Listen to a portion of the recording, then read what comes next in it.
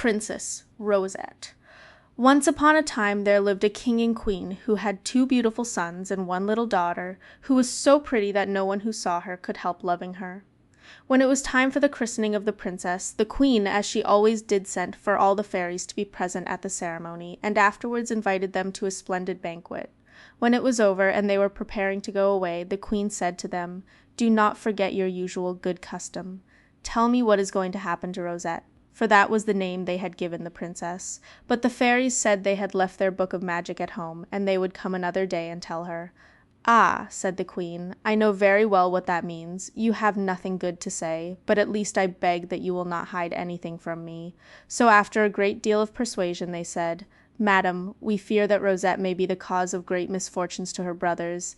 They may even meet with their death through her. That is all we have been able to foresee about your dear little daughter. We are very sorry to have nothing better to tell you." Then they went away, leaving the queen very sad, so sad that the king noticed it, and asked her what was the matter. The queen said that she had been sitting too near the fire, and had burnt all the flax that was upon her distaff. "Oh, is that all?" said the king, and he went up into the garret and brought her down more flax than she could spin in 100 years. But the queen still looked sad, and the king asked her again what was the matter.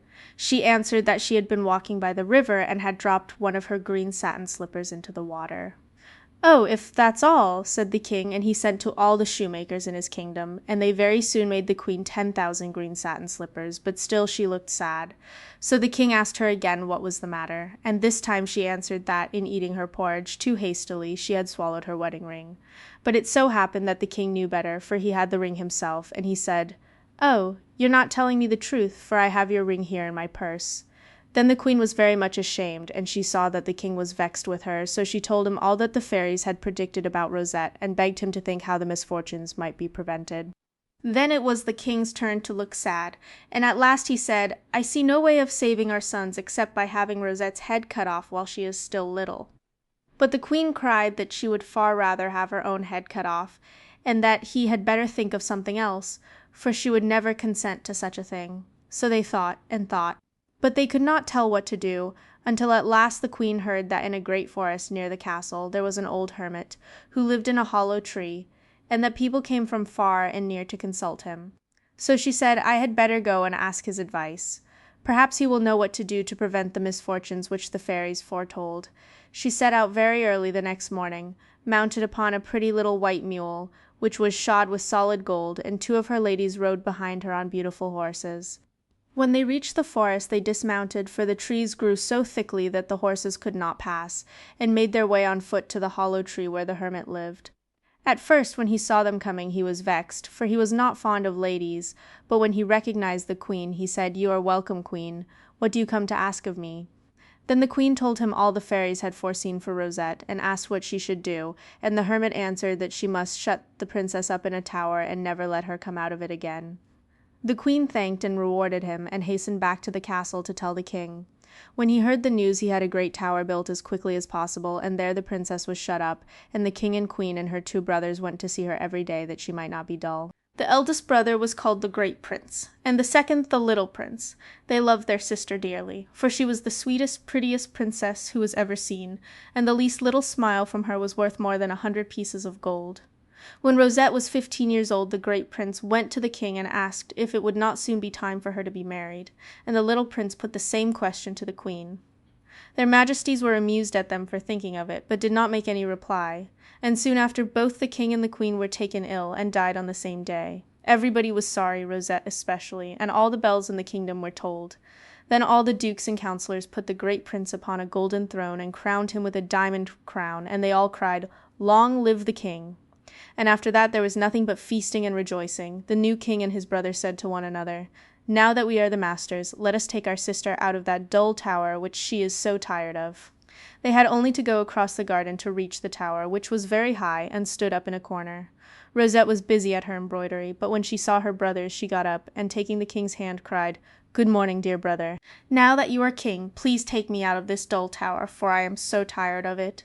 Then she began to cry, but the king kissed her and told her to dry her tears, as that was just what they had come for, to take her out of the tower and bring her to their beautiful castle. And the prince showed her the pocketful of sugar plums he had brought for her, and said, "Make haste, and let us get away from this ugly tower, and very soon the king will arrange a grand marriage for you." When Rosette saw the beautiful garden full of fruit and flowers, with green grass and sparkling fountains, she was so astonished that not a word could she say, for she had never in her life seen anything like it before.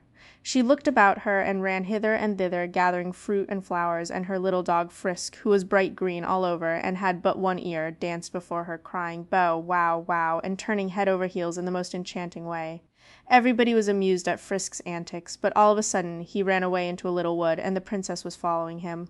When, to her great delight, she saw a peacock who was spreading his tail in the sunshine, Rosette thought she had never seen anything so pretty. She could not take her eyes off him, and there she stood entranced until the king and the prince came up and asked what was amusing her so much. She showed them the peacock and asked what it was, and they answered that it was a bird which people sometimes ate. "What?" said the princess. "Do they dare to kill that beautiful creature and eat it? I declare that I will never marry anyone but the king of the peacocks, and when I am queen I will take very good care that nobody eats any of my subjects." At this the king was very much astonished. "But, little sister," said he, "where shall we find the king of the peacocks?" "Oh, wherever you like, sire," she answered, "but I will never marry anyone else." After this they took Rosette to the beautiful castle, and the peacock was brought with her, and told to walk about on the terrace outside her windows, so that she might always see him. And then the ladies of the court came to see the princess, and they brought her beautiful presents, dresses and ribbons and sweetmeats, diamonds and pearls and dolls and embroidered slippers, and she was so well brought up, and said thank you so prettily, and was so gracious, that everyone went away delighted with her. Meanwhile the king and the prince were considering how they should find the king of the peacocks, if there was such a person in the world, and first of all they had a portrait made of the princess, which was so like her that you really would not have been surprised if it had spoken to you. Then they said to her, "Since you will not marry anyone but the king of the peacocks, we are going out together into the wide world to search for him. If we find him for you, we shall be very glad. In the meantime, mind you take good care of our kingdom." Rosette thanked them for all the trouble they were taking on her account, and promised to take great care of the kingdom, and only to amuse herself by looking at the peacock and making Frisk dance while they were away. So they set out and asked everyone they met, "Do you know the king of the peacocks?" But the answer was always, "No, no." Then they went on, so far that no one has ever been farther, and at last they came to the kingdom of the cockchafers. They had never before seen such a number of cockchafers, and the buzzing was so loud that the king was afraid he should be deafened by it. He asked the most distinguished-looking cockchafer they met if he knew where they could find the king of the peacocks. "Sire," replied the cockchafer, "his kingdom is 30,000 leagues from this. You have come the longest way." "And how do you know that?" said the king. "Oh," said the cockchafer, "we all know you very well, since we spend 2 or 3 months in your garden every year." Thereupon the king and the prince made great friends with him, and they all walked arm in arm and dined together, and afterwards the cockchafer showed them all the curiosities of his strange country, where the tiniest green leaf costs a gold piece and more. Then they set out again to finish their journey, and this time, as they knew the way, they were not long upon the road. It was easy to guess that they had come to the right place, for they saw peacocks in every tree, and their cries could be heard a long way off. When they reached the city they found it full of men and women who were dressed entirely in peacock's feathers, which were evidently thought prettier than anything else. They soon met the king, who was driving about in a beautiful little golden carriage which glittered with diamonds, and was drawn at full speed by 12 peacocks. The king and the prince were delighted to see that the king of the peacocks was as handsome as possible. He had curly golden hair and was very pale, and he wore a crown of peacock's feathers. When he saw Rosette's brothers, he knew at once that they were strangers, and stopping his carriage, he sent for them to speak to him. When they had greeted him, they said, "Sire, we have come from very far away to show you a beautiful portrait." So saying, they drew from their traveling bag the picture of Rosette. The king looked at it in silence a long time, but at last he said, "I could not have believed that there was such a beautiful princess in the world." "Indeed, she is really 100 times as pretty as that," said her brothers. "I think you must be making fun of me," replied the king of the peacocks. "Sire," said the prince, "my brother is a king like yourself. He is called the king, I am called the prince, and that is the portrait of our sister, the Princess Rosette. We have come to ask if you would like to marry her. She is as good as she is beautiful, and we will give her a bushel of gold pieces for her dowry." "Oh, with all my heart," replied the king, "and I will make her very happy. She shall have whatever she likes, and I shall love her dearly, only I warn you that if she is not as pretty as you have told me, I will have your heads cut off." "Oh, certainly, we quite agree to that," said the brothers in one breath. "Very well, off with you into prison, and stay there until the princess arrives," said the King of the Peacocks. And the princes were so sure that Rosette was far prettier than her portrait that they went without a murmur. They were very kindly treated, and that they might not feel dull, the king came often to see them. As for Rosette's portrait, that was taken up to the palace, and the king did nothing but gaze at it all day and all night. As the king and the prince had to stay in prison, they sent a letter to the princess telling her to pack up all her treasures as quickly as possible and come to them, as the King of the Peacocks was waiting to marry her, but they did not say that they were in prison for fear of making her uneasy. When Rosette received the letter, she was so delighted that she ran about telling everyone that the King of the Peacocks was found, and she was going to marry him. Guns were fired and fireworks let off. Everyone had as many cakes and sweetmeats as he wanted, and for 3 days everybody who came to see the princess was presented with a slice of bread and jam, a nightingale's egg, and some hippocras. After having thus entertained her friends, she distributed her dolls among them, and left her brother's kingdom to the care of the wisest old men of the city, telling them to take charge of everything, not to spend any money, but save it all up until the king should return, and above all not to forget to feed her peacock. Then she set out, only taking with her her nurse, and the nurse's daughter, and the little green dog Frisk. They took a boat and put out to sea, carrying with them the bushel of gold pieces, and enough dresses to last the princess 10 years if she wore 2 every day, and they did nothing but laugh and sing. The nurse asked the boatman, "Can you take us? Can you take us to the kingdom of the peacocks?" But he answered, "Oh no, oh no." Then she said, "You must take us, you must take us," and he answered, "Very soon, very soon." Then the nurse said, "Will you take us? Will you take us?" And the boatman answered, "Yes, yes." Then she whispered in his ear, "Do you want to make your fortune?" And he said, "Certainly I do." "I can tell you how to get a bag of gold," said she. "I ask nothing better," said the boatman. "Well," said the nurse, "tonight, when the princess is asleep, you must help me to throw her into the sea, and when she is drowned I will put her beautiful clothes upon my daughter, and we will take her to the King of the Peacocks, who will be only too glad to marry her, and as your reward you shall have your boat full of diamonds." The boatman was very much surprised at this proposal, and said, "But what a pity to drown such a pretty princess." However, at last the nurse persuaded him to help her, and when the night came and the princess was fast asleep as usual, with Frisk curled up on his own cushion at the foot of her bed, the wicked nurse fetched the boatman and her daughter, and between them they picked up the princess, feather bed, mattress, pillows, blankets, and all, and threw her into the sea, without even waking her. Now, luckily, the princess's bed was entirely stuffed with phoenix feathers, which are very rare, and have the property of always floating upon water, so Rosette went on swimming about as if she had been in a boat. After a little while she began to feel very cold, and turned round so often that she woke Frisk, who started up, and having a very good nose, smelt the soles and herrings so close to him that he began to bark. He barked so long and so loud that he woke all the other fish, who came swimming up round the princess's bed and poking at it with their great heads. As for her, she said to herself, "How our boat does rock upon the water. I'm really glad that I'm not often as uncomfortable as I have been tonight." The wicked nurse and the boatman, who were by this time quite a long way off, heard Frisk barking, and said to each other, "That horrid little animal and his mistress are drinking our health in sea water now. Let us make haste to land, for we must be quite near the city of the King of the Peacocks." The king had sent 100 carriages to meet them, drawn by every kind of strange animal. There were lions, bears, wolves, stags, horses, buffaloes, eagles, and peacocks. The carriage intended for the Princess Rosette had 6 blue monkeys which could turn somersaults and dance on a tight rope and do many other charming tricks. Their harness was all of crimson velvet with gold buckles, and behind the carriage walked 60 beautiful ladies chosen by the king to wait upon Rosette and amuse her. The nurse had taken all the pains imaginable to deck out her daughter. She put on her Rosette's prettiest frock and covered her with diamonds from head to foot. But she was so ugly that nothing could make her look nice, and what was worse, she was sulky and ill-tempered, and did nothing but grumble all the time. When she stepped from the boat and the escort sent by the King of the Peacocks caught sight of her, they were so surprised that they could not say a single word. "Now then, look alive!" cried the false princess. "If you don't bring me something to eat, I will have all your heads cut off." Then they whispered one to another, "Here's a pretty state of things. She is as wicked as she is ugly. What a bride for our poor king! She certainly was not worth bringing from the other end of the world." But she went on ordering them all about, and for no fault at all would give slaps and pinches to everyone she could reach. As the procession was so long, it advanced but slowly, and the nurse's daughter sat up in her carriage, trying to look like a queen. but the peacocks, who were sitting upon every tree waiting to salute her, and who had made up their minds to cry, "Long live our beautiful queen," when they caught sight of the false bride, could not help crying instead, "Oh, how ugly she is!" which offended her so much that she said to the guards, "Make haste and kill all these insolent peacocks who have dared to insult me." But the peacocks only flew away, laughing at her. The rogue of a boatman, who noticed all this, said softly to the nurse, "This is a bad business for us. Gossip, your daughter ought to have been prettier." But she answered, "Be quiet, stupid, or you will spoil everything." Now they told the king that the princess was approaching.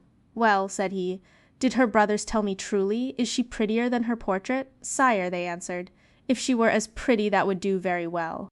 "That's true," said the king. "I for one shall be quite satisfied if she is. Let us go and meet her." For they knew by the uproar that she had arrived, but they could not tell what all the shouting was about. The king thought he could hear the words, "How ugly she is! How ugly she is!" and he fancied they must refer to some dwarf. The princess was bringing with her. It never occurred to him that they could apply to the bride herself. The Princess Rosette's portrait was carried at the head of the procession, and after it walked the king surrounded by his courtiers. He was all impatience to see the lovely princess, but when he caught sight of the nurse's daughter he was furiously angry and would not advance another step, for she was really ugly enough to have frightened anybody. "What!" he cried, "have the two rascals, who are my prisoners, dared to play me such a trick as this? Do they propose that I shall marry this hideous creature? Let her be shut up in my great tower with her nurse and those who brought her here, and as for them, I will have their heads cut off." Meanwhile, the king and the prince, who knew that their sister must have arrived, had made themselves smart, and sat expecting every minute to be summoned to greet her. So when the gaoler came with soldiers and carried them down into a black dungeon which swarmed with toads and bats, and where they were up to their necks in water, nobody could have been more surprised and dismayed than they were. "This is a dismal kind of wedding," they said. "What can have happened that we should be treated like this?" They must mean to kill us, and this idea annoyed them very much. 3 days passed before they heard any news, and then the king of the peacocks came and berated them through a hole in the wall. "You have called yourselves king and prince," he cried, "to try and make me marry your sister, but you are nothing but beggars, not worth the water you drink. I mean to make short work with you, and the sword is being sharpened that will cut off your heads." "King of the peacocks," answered the king angrily, "you had better take care what you're about. I am as good a king as yourself, and have a splendid kingdom and robes and crowns, and plenty of good red gold to do what I like with. You are pleased to jest about having our heads cut off. Perhaps you think we have stolen something from you?" At first the king of the peacocks was taken aback by this bold speech, and had half a mind to send them all away together. But his prime minister declared that it would never do to let such a trick as that pass unpunished. Everybody would laugh at him. So the accusation was drawn up against them, that they were impostors, and that they had promised the king a beautiful princess in marriage, who, when she arrived, proved to be an ugly peasant girl. This accusation was read to the prisoners, who cried out that they had spoken the truth, that their sister was indeed a princess more beautiful than the day, and that there was some mystery about all this which they could not fathom. Therefore they demanded 7 days in which to prove their innocence. The king of the peacocks was so angry that he would hardly even grant them this favor. But at last he was persuaded to do so. While all this was going on at court, let us see what had been happening to the real princess. When the day broke, she and Frisk were equally astonished at finding themselves alone upon the sea, with no boat and no one to help them. The princess cried and cried until even the fishes were sorry for her. "Alas," she said, "the king of the peacocks must have ordered me to be thrown into the sea because he had changed his mind and did not want to marry me. But how strange of him, when I should have loved him so much, and we should have been so happy together." And then she cried harder than ever, for she could not help still loving him. So for 2 days they floated up and down the sea, wet and shivering with the cold, and so hungry that when the princess saw some oysters she caught them, and she and Frisk both ate some, though they didn't like them at all. When night came the princess was so frightened that she said to Frisk, "Oh, do please keep on barking, for fear the souls should come and eat us up." Now it happened that they had floated close into the shore, where a poor old man lived all alone in a little cottage. When he heard Frisk's barking he thought to himself, there must have been a shipwreck, for no dogs ever passed that way by any chance, and he went out to see if he could be of any use. He soon saw the princess and Frisk floating up and down, and Rosette, stretching out her hands to him, cried, "Oh, good old man, do save me, or I shall die of cold and hunger." When he heard her cry out so piteously he was very sorry for her, and ran back into his house to fetch a long boat hook. Then he waded into the water up to his chin, and after being nearly drowned once or twice, he at last succeeded in getting hold of the princess's bed and dragging it on shore. Rosette and Frisk were joyful enough to find themselves once more on dry land, and the princess thanked the old man heartily. Then, wrapping herself up in her blankets, she daintily picked her way up to the cottage on her little bare feet. There the old man lighted a fire of straw, and then drew from an old box his wife's dress and shoes, which the princess put on, and thus roughly clad looked as charming as possible, and Frisk danced his very best to amuse her. The old man saw that Rosette must be some great lady, for her bed coverings were all of satin and gold. He begged that she would tell him all her history, as she might safely trust him. The princess told him everything, weeping bitterly again at the thought that it was by the king's orders that she had been thrown overboard. "And now, my daughter, what is to be done?" said the old man. "You are a great princess, accustomed to fare daintily, and I have nothing to offer you but black bread and radishes, which will not suit you at all. Shall I go and tell the king of the peacocks that you are here? If he sees you, he will certainly wish to marry you." "Oh, no," cried Rosette, "he must be wicked, since he tried to drown me. Don't let us tell him, but if you have a little basket, give it to me." The old man gave her a basket, and tying it round Frisk's neck, she said to him, "Go and find out the best cooking pot in the town, and bring the contents to me." Away went Frisk, and as there was no better dinner cooking in all the town than the king's, he adroitly took the cover off the pot and brought all it contained to the princess, who said, "Now go back to the pantry, and bring the best of everything you find there." So Frisk went back and filled his basket with white bread and red wine and every kind of sweetmeat until it was almost too heavy for him to carry. When the king of the peacocks wanted his dinner, there was nothing in the pot and nothing in the pantry. All the courtiers looked at one another in dismay, and the king was terribly cross. "Oh, well," he said, "if there is no dinner I cannot dine, but take care that plenty of things are roasted for supper." When evening came, the princess said to Frisk, "Go into the town and find out the best kitchen, and bring me all the nicest morsels that are being roasted upon the spit." Frisk did as he was told, and as he knew of no better kitchen than the king's, he went in softly, and when the cook's back was turned, took everything that was upon the spit. As it happened, it was all done to a turn, and looked so good that it made him hungry only to see it. He carried his basket to the princess, who at once sent him back to the pantry to bring all the tarts and sugar plums that had been prepared for the king's supper. The king, as he had had no dinner, was very hungry, and wanted his supper early, but when he asked for it, lo and behold, it was all gone, and he had to go to bed half-starved and in a terrible temper. The next day the same thing happened, and the next, so that for 3 days the king got nothing at all to eat, because just when the dinner or the supper was ready to be served, it mysteriously disappeared. At last the prime minister began to be afraid that the king would be starved to death, so he resolved to hide himself in some dark corner of the kitchen and never take his eyes off the cooking pot. His surprise was great when he presently saw a little green dog with one ear slip softly into the kitchen, uncover the pot, transfer all its contents to his basket, and run off. The prime minister followed hastily, and tracked him all through the town to the cottage of the good old man. Then he ran back to the king and told him that he had found out where all his dinners and suppers went. The king, who was very much astonished, said he should like to go and see for himself. So he set out accompanied by the prime minister and a guard of archers, and arrived just in time to find the old man and the princess finishing his dinner. The king ordered that they should be seized and bound with ropes, and Frisk also. When they were brought back to the palace, someone told the king, who said, "Today is the last day of the respite granted to those impostors. They shall have their heads cut off at the same time as these stealers of my dinner."